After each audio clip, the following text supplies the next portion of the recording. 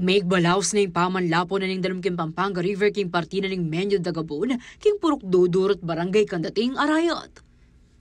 Sinabi pa kanini ing dusol data pamanuran adaralana ning bagyong Enteng.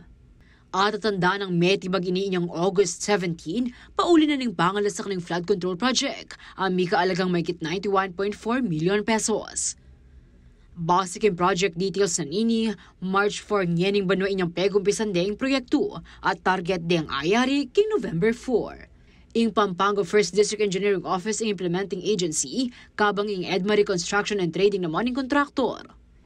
Samantala, amuna na naman ng dating busy alkalde na ng Balena Sixto Malyari Jr. ng DPWH, abagutan ding sheet piles, bang abalo ng istula sukadenye.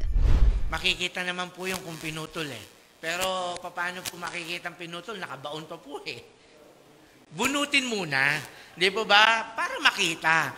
Nakikita po yun. Pagka binunot po yun, instead na, for example, yung size niya is nasa 50 meters, kung ang lumabas is 20 meters, talagang pinutol.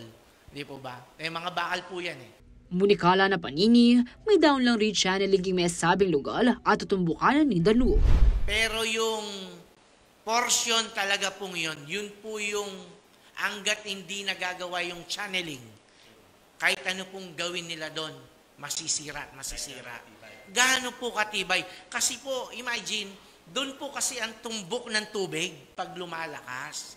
Doon po, kaya that time, may program po noon, during my first term, magkakaroon ng channel, aalis po doon lalawak, kumbaga. Going kasi napakalaki po ng Pampanga River.